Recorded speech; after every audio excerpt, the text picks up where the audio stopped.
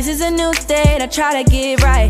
This is a new day to get on track. Yeah, that's life in football. This is a new day to live your life. This is a new day to try to get right. This is a new day to get on track. Yeah, that's life in football. It's life in football. We are life in football.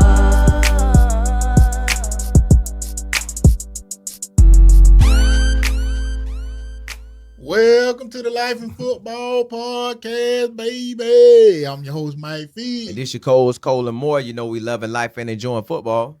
Top-notch coaches all around the world. Top-notch coaches all around the world. Today, we got Mr. Ronnie Ghent on, and he doing his thing for Florida Community Christian, and he did it in the NFL as a player for the Louisville Cardinals, and also he giving back to the community. This is going to be a very special interview. Anytime you got a big-time coach on that was a big-time player, the whole interview going to be, what? Big time. So, without further ado, I'm going to go ahead and let C-Mo bring him on. How you doing, Coach? Man, just living the dream, man. How about yourself? Hey, same here. Hey, Coach, what's crazy is I followed your career because, you know, you coming from Polk County, you want to look at guys who making it. So you like, okay, all right, he went to Louisville. Maybe I can get a shot at Louisville. But, you know, you got to ball out to get there. Then you balled at Louisville and you hit the lead. So you making a dream come true for all us Polk County boys because we seeing you. Now, turn around. Now, I wanted that life. I didn't get to have it, but I wanted it. So turn around. Now we got a business. Our business wrapped around football, life and football. So I'm at the football game. I'm watching Linwood coach because he like, come to the game. I just randomly picked the game to come to. I come to the game. I see LCC out there. They let me in. People all nice on both sides. I'm like, all right. I'm looking at the plays and going through it because now I want to see where's this team located at because I got to see because I'm like, wow. The boys don't have to leave the state of Florida for JUCO no more or prep, which I would call his prep / JUCO. I'm assuming you just calling yours strictly JUCO. Correct. So I'm looking at it like, man, that's a blessing because me and Mike met in Iowa, far from home. I wouldn't wish that on nobody. Nothing wrong with Iowa. I'm thankful for my AA degree, but if I could have played home, I'd do that. I'd do that every day. So when I seen your squad, I'm looking them up, who is this? Who it is? Saw your name, I'm like, what? Now I'm back inspired again, like, oh, so Coach, you gotta tell me how this started, man. I gotta hear how this went. Man, it's crazy, man, but it was a blessing.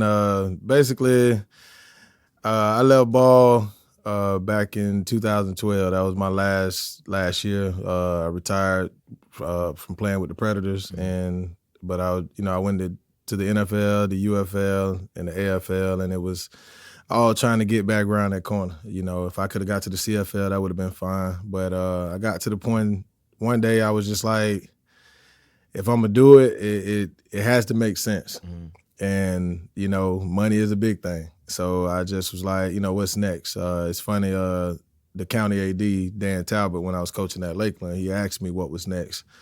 I really didn't know. So got into coaching, started coaching by 2008, started at Arbondale first, and then coach found out I was coaching, so of course he told me to come on home. So came back to Lakeland, coached there from 2009 to about 2011. Then I just had to do some soul searching and went back to the University of Louisville, got my bachelor's degree in organizational leadership. Originally, I was a criminal justice major, but they had a back-to-school program, took part in it, went 15, 15, and 8 credits to finish up and graduated with a 3.8. And, you know, because the second time around is always better.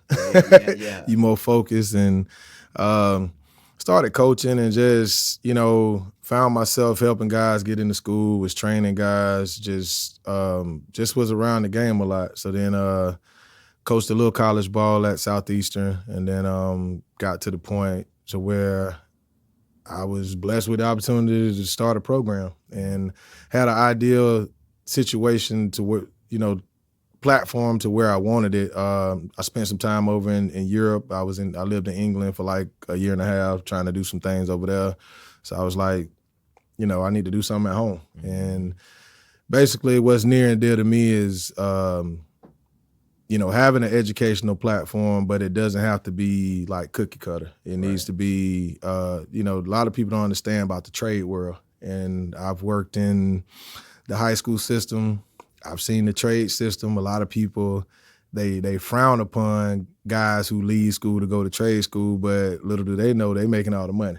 So it's like, if one avenue doesn't work, then you can choose another. And I think that more schools need to be in tune with that because I mean, you got one set of kids, they're going to a 4-year college or a 2-year college, and then you got one set of kids are going to trade school. So either way it works, you know, but I think, you know, using sports as that carrot dangling to basically get what I want, and that's for you to actually take your education serious. So I mixed the two together, and that's how the platform was, you know, that's how it came about. Man, shoot, if I'm a player, I'm checking y'all. I want to play for you because you done been there, done that. You want to do it the right way. You setting it up. You making sure I win with football and without football. So I want to play for a coach like that. So how has it been just basically building a, to me, it's like you building it from scratch. Well, when initially you started it. Right. I mean, we're going into this fall coming up will be our 3rd season. So, you know, first year we started out with about 36 guys, fall back to about 20-something. That's normal because once you get into the thick of things, some people don't understand all the ins and outs of football and the training and just the hard work and dedication that it requires. And then this past season, we started out with about 80 players, fell back to about 60. And then this upcoming season, this fall, we'll probably have 100 plus. So as you can see, it's going in the right direction, and it's, you know, serving its purpose. Started in 2020, right, dead smack in the pandemic. So it was funny because if you could survive during that business-wise, you can survive into anything. And then on top of that, I don't really take no for an answer. I have a hard hat mentality, so if you don't let me in, I'm gonna build my own. And so it's like, you know, just a construction worker attitude. That's how I took my career. You know, coming out of Lakeland, I was a Prop 48, meaning I had a 2.5, needed a 2.6. So my option was to either go to JUCO or go to Louisville and take a chance on myself. They had a 2-time All-American at Ivan Green, and who I would replace. And they said that, you know, we're gonna recruit 2 tight ends, yourself and another one. And then when Ivan leaves, it's up to you guys to battle it out, and that's what happened. And obviously, I won the race, so you know. But it was tough, man. I had to lift weights, you know, myself and the other prop. Had to take my academics real serious because if I didn't make it, it was, you know. And in some people's eyes, it would have been over. I mean, it wouldn't have, you know, I just would have found another avenue. But, you know, I made it, became a 4-time all-conference tight end. You know, they voted me a couple years back to the All-Central team. And it's funny because I never saw that coming. You know, a lot of people, even the induction in Lakeland Hall of Fame, I never saw that coming. You know, and it's like, because for me, I just thought of myself as a average player. You know, just, you know, coach asked me to do something, I'm gonna do it. I'm gonna do what's best for the team. You know, I can name a gajillion names that was better than me, but I think what a lot of people fail to realize, you know, those that make it are the guys who are gonna do whatever it takes. You know, don't take no for an answer. I also credit Lake Hollingsworth for my just for me to be able to build my endurance and just be mentally tough. Because I mean, anybody who runs Lake Hollingsworth know that's a beast. And if you can, and then all Polk County people know about Lake Hollingsworth. But like I say, just the values that I got from Lakeland High School, you know, just people in the community supporting, and then on top of that, I just wanted to go off to another state, represent Polk County, represent the L to the fullest, and I've always done that. I mean, my area code on my phone, even though I live in Tampa now, I still have an 863 area code, and that's never going to change. So, but I mean, it's just this is the foundation, this is the home, and this is what built me. And I just want to show, people and, individuals in the community that you can be from anywhere and make it. A lot of people think it's Lakeland is small, but trust me, I done been to some small places, and Lakeland holding its own. Now, Coach, you talking about the foundation, and you done gave us a lot of your background, but I want to know about your parents and your family members, or other people who may was in the community, even coaches who help you to become the person that you are today. And like, how was it for you growing up? Came from a 2-parent home, but, parent mom and dad split when I was young, tried it again, didn't work out. But, it was ups and downs and round. But like I said, I've always had a good support system. I got 2 older brothers. I got a younger sister now. But, I mean, it was just, it was hard growing up as the baby because I always had to kind of be up. So, like, if I wanted to participate in sports or do something, I had to, go with my brothers. And, I was always the last to get picked because I'm the little guy. But I turned out to be the bigger guy as we got older. But, in the community, growing up in the church with my mom, it set some core values for me as well. Just family, friends, a lot of different coaches from Lakeland. It's funny, I had a basketball coach I met when I was at Lakeland when I was 14, and he's still in my life to this day. And our kid, it's funny because he's older, but we have our oldest kids are both 16, and they kind of got to meet each other and grow up. And that's really what makes me want to coach. Like, I don't care about the touchdowns. I don't care about the championships. The phone call I'm looking forward to, hey, Coach, I met the one. You ain't gonna believe this, man.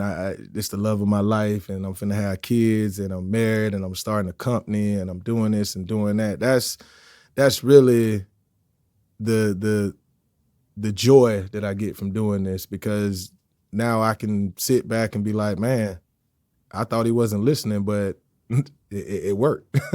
So just knowing that approach and knowing that you're doing something good, I can lay my head at night and feel good knowing that I'm impacting lives and changing lives. Coach, you are doing that. And this is really my last question. I want you to, because see, you brought up something good that a lot of people kind of overlook. You brought up about the trades and other things that kids should look at as well. And for y'all who don't know, trades are something like, even a truck driver could be a trade. Welding, construction worker, even doing hair, cutting hair, nails. Those are other options that you do have to go to school for, but it may not be as long, but you can make a lot of money in the end, and you can become your own boss. So this is something that I know that Coach speaks on, and I know he's actually encouraging his players to look at and maybe consider as well, other than just, I want to go to the NFL. But, Coach, I want you to talk about your school and how kids can be a part of your program and what you got going on. Okay. So, Florida Community Christian, we're an 18.5-month program. You can get an AA in early childhood development, quantity assurance, business administration, sports administration, construction, music. And, it's funny you was talking about the trade stuff. When I was over in England, I got a chance to visit a school. It was called the Canterbury Academy. It was in Kent. And I just saw how from 7 a.m. to about noon, they would do their, core curriculum, English, science, math, things of that nature. But after lunch, you would go to your academy. So if it was sports, it was sports. If it was construction, electrician, plumbing, whatever the case may be. And I got to see this firsthand. I went into the construction department. I sat there and watched this group build a tiny home. So bricklayers came in, the foundational people came in, the electrical people came in, and it was just, and then at the end, after you build it, get it going, the plumbers, whatever, then you had the demo crew to knock it down, and then it was they built another one. So it was just, you got to see it all work. And then a lot of local businesses, invested into those groups. So when these kids graduated, they went straight into the working industry. I mean, we have a situation like that here, with the academies, and then of course you got Travis, you got Ridge, but I think a lot of kids need to take that into consideration. And as far as my program, all you need is a high school diploma or GED, and we can get you in and get you going. And then of course, just like anything else, if you're NCAA qualified, you can come in and be one and done. A lot of people won't tell you that, but I'm a realist about things, and if you deserve to leave, you can leave. If you need to graduate, you graduate. But I'm proud to say this, at the end of this month, from the 2020 class, I'll have my first graduate to complete the whole entire program, and that's, like I said, he's done a tremendous job. I'm appreciative of him and his family, believing in our program and helping him, get to where he's going in life. And, he'll 9 times out of 10 have a shot. We had some guys join our program last year, so they played with us from August to December, and they went off to 4-year colleges. So, I mean, the program's working. So it's you can go off and catch a bill if you want, or you can stay here and save some money. I mean, it's to each his own. And, I'll tell those parents and I'll tell those athletes, I don't play the radio. So if you come to the program, our motto is get right or get gone. And that applies to everything you do in life, because if you get right, you'll be prosperous. If you don't, you're going to get gone. Yes, sir. So that's pretty much it in a nutshell. Hey, y'all heard it right here, man. That's one of the best coaches in the state of Florida. He handling business. He not only coaching on the team, he coaching on the field and off the field. So if you ready to get in that business and try to, I guess, improve yourself, like he said, you can get on or get gone, baby. That's for the FCC, Coach Ronnie Ghent. And I'm telling you, man, this is a program, if I was you, I'd at least take a look at it. And matter of fact, I might take it a step further and join the program on what he got going on. But with that being said, I'm going to leave y'all how I always leave y'all. Keep your head up and not down, or else you'll fall to the ground. This is the Life in Football Podcast. Catch you next time.